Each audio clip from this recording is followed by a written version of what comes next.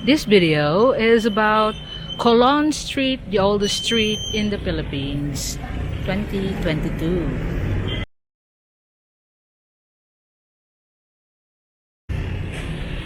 I'm here now in Colon Street. This is the oldest street in the Philippines, and it's right here in the middle of Cebu City. As I walk along Colon Street, you can see what you can find in here. This is a prominent downtown street here in Cebu City, where commerce used to be centered around here before the arrival of the malls and other investing buildings here. This used to be the center of commerce. But now, as we walk along, you can see dilapidated buildings. Here, this is the start from the Parian side towards the end. It's only straight on. That's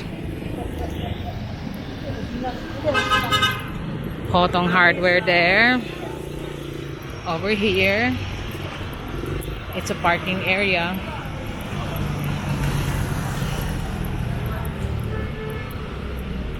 And this side, the north side of Colon Street, is not so populated. Not a lot of businesses around here. In fact, a lot has been closed. It's right in the middle of Colon Street that you can see the hustle and bustle of so many people. This woman is a working girl. They are known around here in the area of Colon. And that's the Malasarte Street where they are housed, because there are little lodge that you can rent for a few hours there. But I won't go there.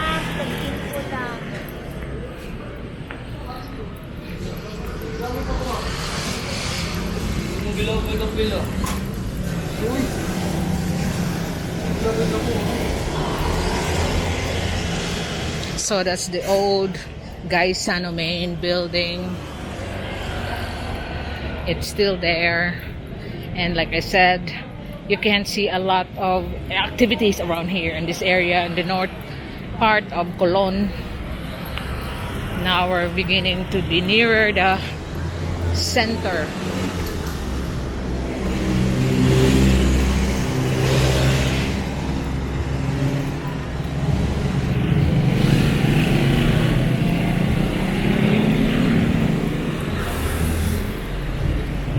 So the crossing here is called Jerusalem Street, and that's the University of the Visayas.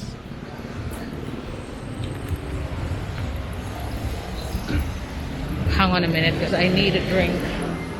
I'll just have to drink for a while because I'm really thirsty. So I'm gonna have to drink here. There's nakaikuan diaga sito or something. Tubig na lang gabi. Kani? Ga, nakay kuan tubig, tagpila. Pila ga? 15. Tagay usabi. I just have to drink water. So I'm continuing my walk here in Colon Street. I'm staying on this side where University of UB, I was supposed to say, University of Cebu is located, and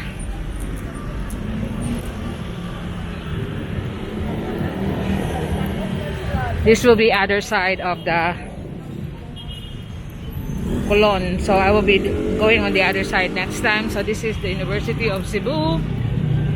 And that's the Gaisano main building. That's been there for quite some time now. I could remember going here, and it's already there when I was younger.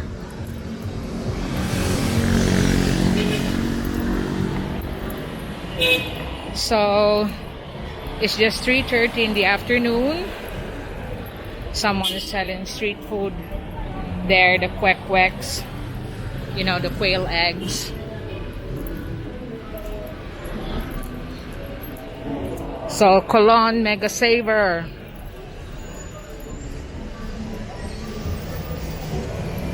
That's where all the Chinese made items be found, like cheap watches, cheap electronic products.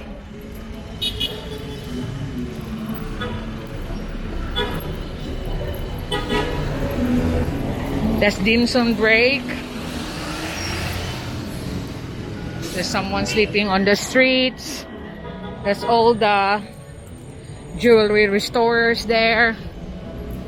And this is the Super Metro. Someone who don't want to work, just us.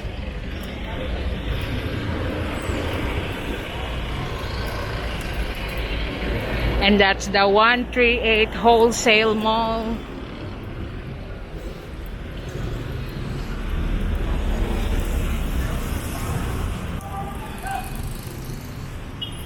That's the Super Metro. It's green, so I have to go. Now red.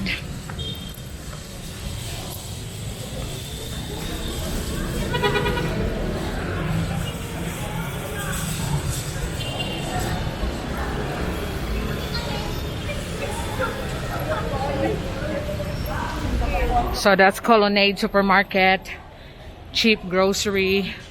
They now have a Starbucks here.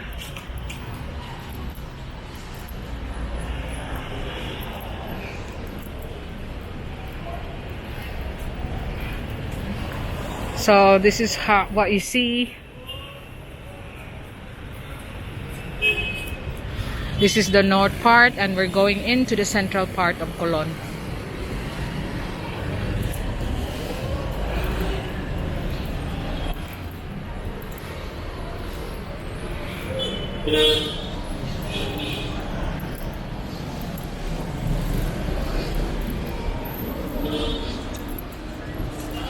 So there's a lot of students around now because it's back to normal classroom face-to-face classes. So there's an upcoming Eat All You Can restaurant that we will be featuring in the future. Filipino Eat All You Can. That's part of Colonnade. And this is the metro parking that's always queuing.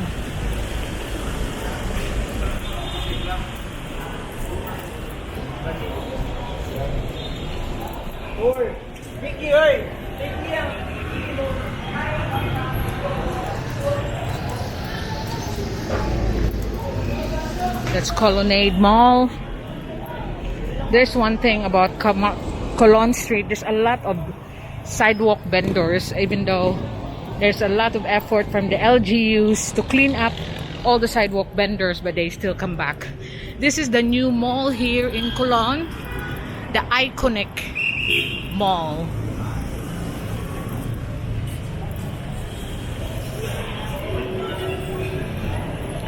Right across Colonnade Mall.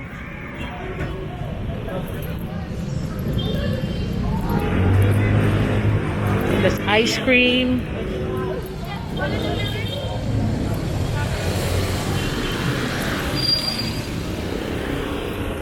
Again, sidewalk vendors. But they're only earning a living, but I think they just allow them as long as they don't block the passageway, which they used to do before.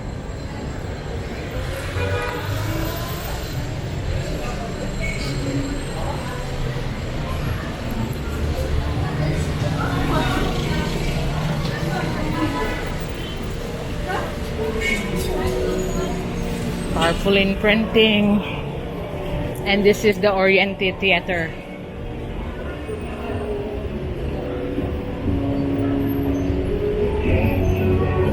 And a lot of sidewalk vendors over there selling Chinese goods.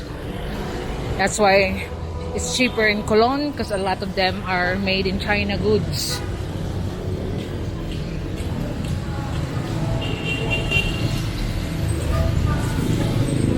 There is no light if we can cross, but people are just crossing.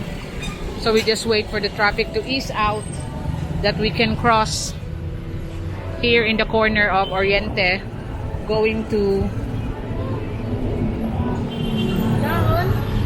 what's this? Conquera Street. What's this? Pilaes Street.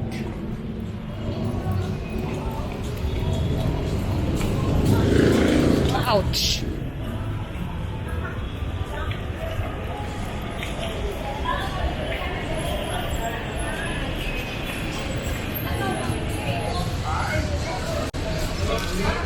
So there's another mall here. What is this called? It's just like an arcade, commercial arcade near the metro. Or I'm trying to remember this iconic theater that's now been dilapidated, but it's part of history. This building here, which is now house of different vendors and people living up there.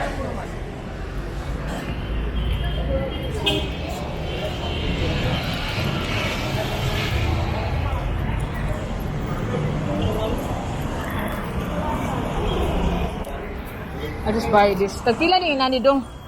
30 raman. Ang usa, ang pares? Oh. Pidiglan light color? Dili. Kayong pasa ha? Pag rubber, no? Rubber, I think. I need it for my, you know, my 2 other hats. I'll just buy some. So now I bought my lace to tie on my hats. So I'll sew it up tonight. You know? So, what is this? Mango shade. So, continuing on our walk here in Colon Street, we are now in the middle of Colon Street. Oh, someone picked up a motorbike and registered. The traffic people. So, this is the famous Colon Street corner. You have the metro, you have that Cara's Fried Chicken building there, and you have the Noble, the Cirilo Rodriguez building. And this is the street that's crossing to Colon, is the Osmeña Boulevard or Jones Avenue.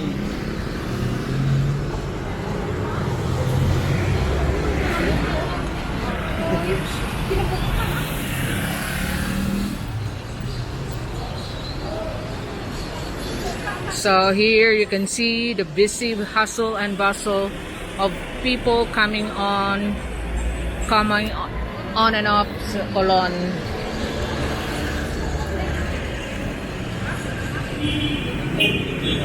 So it's green, we can cross over, but remember the Colon is the one straight there.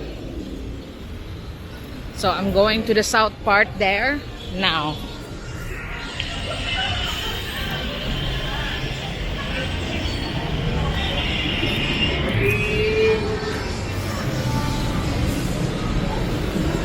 Now you see a lot of business activities, a lot of people, a lot of vendors around here. Sandugo, slippers. Oh, they got this. Tagpila ni inani madong. Ano 30. Mahal di ay. I was just asking that, you know, the metal clip, because OB bought me a lot from as Lazada, and it's really good.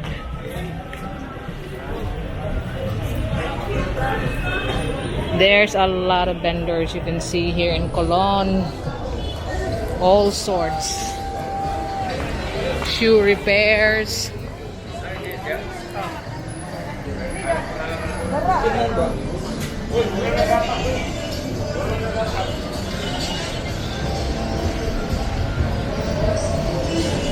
Watch repairs, shoe repairs, but you know.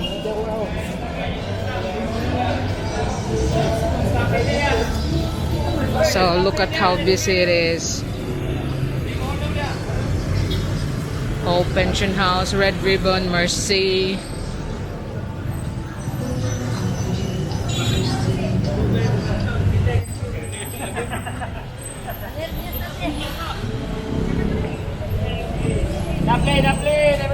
Now you can see the very busy hustle bustle of the city.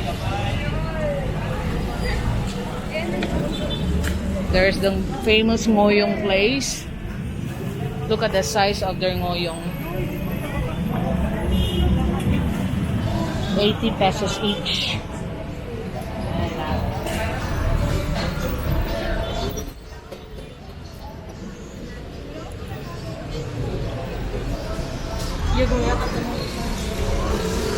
This is the street going on to University of Cebu main campus.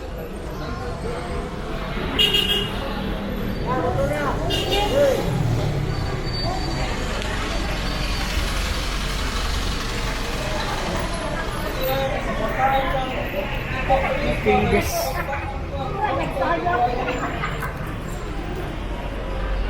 Chinese goods mart. Another Chinese good mart, 140.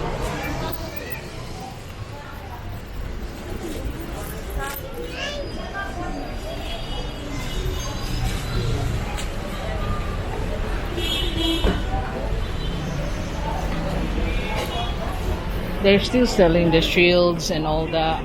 Still very expensive. Although we are not required to sell the weared masks, but you can still see a lot of people still do, just for self-protection. This is the NSO, where you pick up your birth certificate, marriage certificate, death certificate.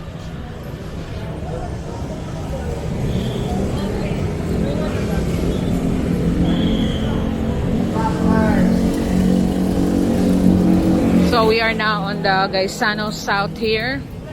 It's still part of Colon Street. We still go straight in there, and that is still Colon. You know, we're front of Sun Gold. That is still Colon, and that's where you can find some of the auto parts for sale here in Colon.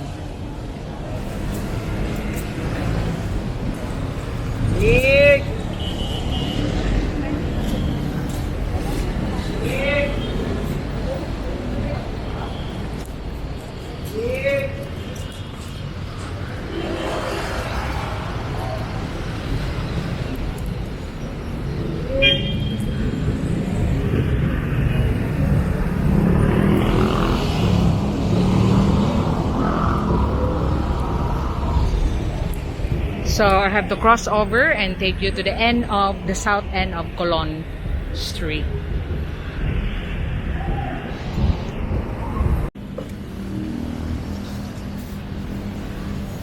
So this is the south end part of Colon Street. This is the part that people seldom come, but it's still part of Colon Street.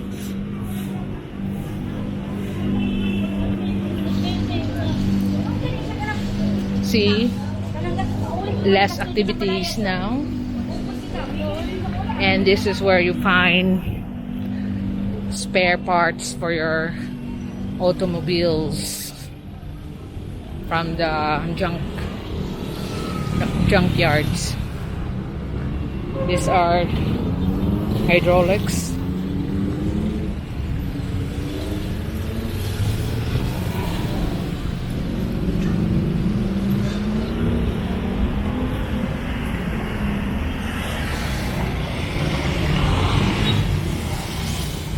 Because they parts all the stuff from the junk shops. You know, the dump site of old cars.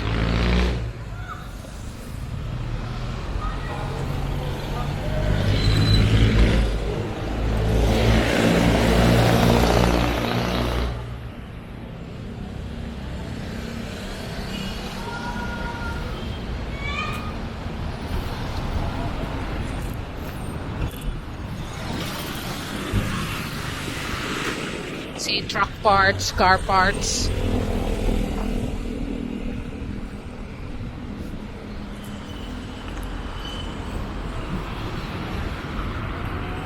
Yeah, auto parts shops, auto supply. This is where you find it here at the south end of Colon Street.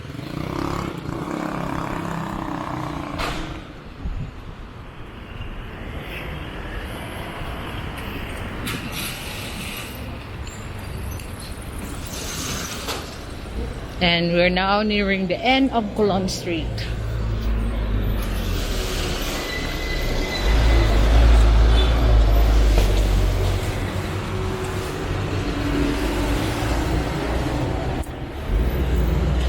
Someone is selling.